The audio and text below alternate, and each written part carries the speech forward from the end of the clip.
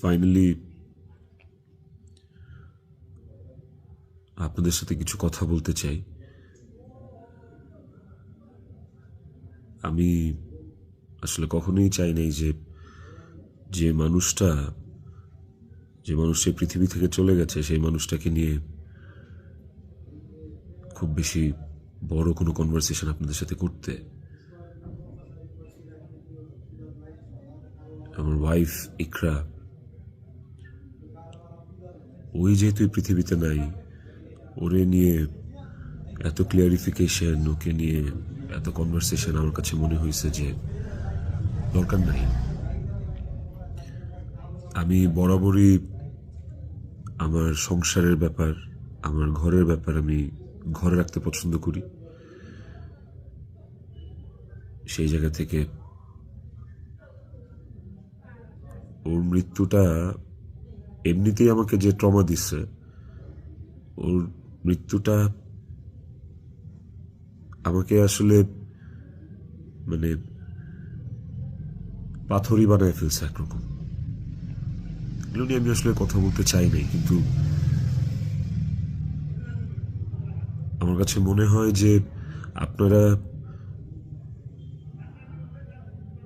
গল্পের একটা পাতা পড়েই পুরো গল্পটাকে জাজ করতেছেন, একটা পৃষ্ঠা পড়েই পুরো গল্পটা সম্পর্কে আপনারা আপনাদের মনের মতো করে যা খুশি বলতেছেন। পাতার এক পাশ পড়ে আরেক পাশ পড়বেন না, এটা তো হয় না, তাই না? আর আমি আসলে কোনো কিছু প্রপারলি গুছায় বলার মতো স্টেটে নাই, পরিস্থিতিতে নাই।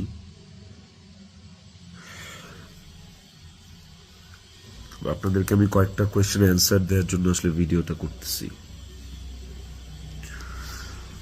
যে প্রশ্নের উত্তরগুলি আপনাদের কিছুটা হলেও কনফিউশন দূর করবে।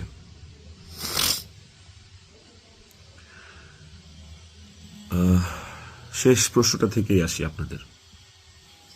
আমি এই ভিডিওতে সবকিছু ক্লিয়ার করব, এভরিথিং। আমি আপনাদের প্রত্যেকটা প্রশ্নেরই উত্তর দেওয়ার চেষ্টা করব। তো আপনাদের শেষ প্রশ্নটা ছিল যে মানুষটা একটা মানুষকে ভালোবাসা প্রমাণ দিতে যে আত্মহত্যা করে চলে গেল, মরে গেল, আমি ওই মানুষটা শেষবারের মতো মুখটাও দেখতে আসলাম না। এই যে আপনাদের প্রশ্নটা, আচ্ছা আপনারা কি আমার দেশে আসার মতো পরিস্থিতি রাখছেন?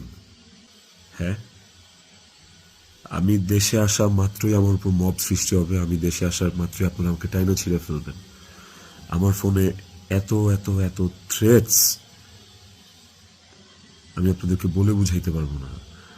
আমার কাছে এমনও ইনফরমেশন আসছে যে এয়ারপোর্টের বাইরে লোক রেডি করা আছে, আমি যাওয়া মাত্রই they will gonna hit me, they will gonna kill me. Police ধরে নিয়ে গেলে ওকে, আমি সেটা আইনিভাবে ফেস করব, কিন্তু এখন যদি আমিও মারা যাই, আমিও রিজিকের মার কাছে চলে যাই, রিজিকের কি হবে? আপনারা কি চান যে রিজিক তার বাবাকেও হারাক? এই ছেলেটার কি দোষ? এই ছেলেটা বড় হবে না? ও কিভাবে বাঁচবে? মায়ের অভাব কেউ পূরণ করতে পারে না। যে মানুষটা বাইচা আছে, ওই বাপের অভাব কিভাবে পূরণ হবে? তাইলে মাও থাকবে না, বাপও থাকবে না? আপনারা এটা চান? আমার ইকরার শেষ মুখটা আপনারা আমাকে দেখতে দেন নাই। আমার ইকরার শেষ মুখটা ইকরার পরিবার আমাকে দেখতে দেয় নাই।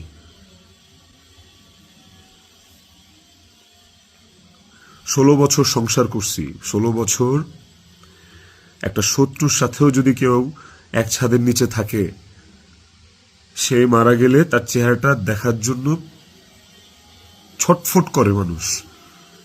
আর আমার বউ ছিল, আমি ভালোবাসা তার বিয়ে করছি, ওই মানুষটা মারা গেছে, তার শেষবারের মতো তার চেহারাটা আমি দেখবো না?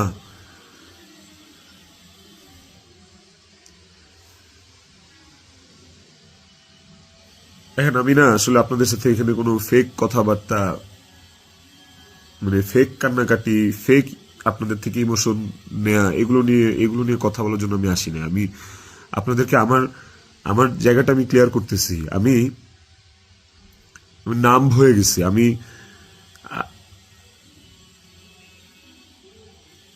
আমারও মনে হয় যে আমি যে কোনো সময় কোনো একটা দুর্ঘটনা ঘটায় ফেলতে পারি, বাট ওই মুহূর্তে যখন রিজিকের ফেসটা আমার চোখের সামনে আসে না, আমি নিজেকে শক্ত না করা ছাড়া আমি কোনো উপায় দেখি না। কারণ এখন আমার কাছে সবচেয়ে ম্যাটার করে রিজিকের লাইফ। ইকরা নাই, ওকে আর ফিরে আনা কোনোদিন সম্ভব না।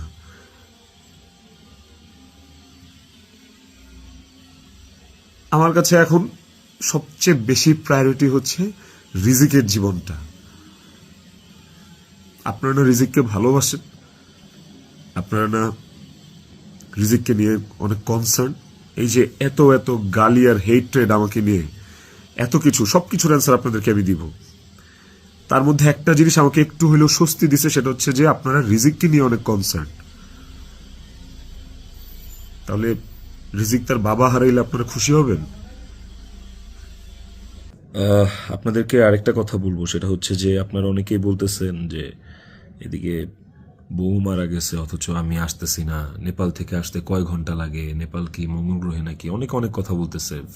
কন্টেন্ট ক্রিয়েটাররা ভিডিও বানাইতেছে যে নেপাল থেকে আসলে 1 ঘন্টা লাগে, এই লাগে সেই লাগে। ভাই, আমি নেপালে 18 বার আসছি, আমি জানি নেপাল থেকে যেতে কতক্ষণ লাগে। কিন্তু নেপাল থেকে বাই রোডে বাংলাদেশে যাওয়ার কোনো সুযোগ নাই। ইন্ডিয়া হয়ে বাই রোড যাওয়া যায়, সেটাও লুকায় টুকায় যাওয়া যায়, অথবা ইন্ডিয়ার ভিসা থাকা লাগে। কিন্তু যেদিনের ঘটনা, সেদিন আমি এমন কোনো চেষ্টা বা প্রয়াস বাদ রাখি নাই যে নেপাল থেকে বাংলাদেশে যেন আসা যায়। সেটা বাংলাদেশ নেপাল ডিরেক্ট ফ্লাইট হোক, ছিল না। ট্রানজিট ফ্লাইট ছিল না, একটা ট্রানজিট ফ্লাইট ছিল, ওইটার টাইম আর ওইটাতে আসলাম, ওকে পরের দিনে আসতে হইতো। তারপর আমি বিজনেস ক্লাস ট্রাই করছি, যে কোনো ট্রানজিট ফ্লাইটে বা নেপালের ফ্লাইটে কোনো বিজনেস ক্লাস আছে কিনা। আমি অনেকভাবে চেষ্টা করছি যে সামহাও বাংলাদেশে আমি ঢুকতে পারি কিনা, বাট ওই দিন, যেদিনের ঘটনা, ওই দিন আমি কোনোভাবেই টিকিট ম্যানেজ করতে পারিনি। এটা হচ্ছে যেদিনের ঘটনা, সেদিনের কথা বললাম।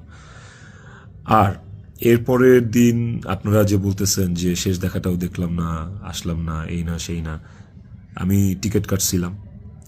কারণ ওই টিকিটটা ছাড়া অন্য কোনো টিকিটে আসলেও আমাকে দেরি করে আসতে হইতো। সো সবচেয়ে ফাস্টেস্ট টিকিট ছিল এটাই, বাংলাদেশ বিমানের কাঠমান্ডু টু ঢাকা,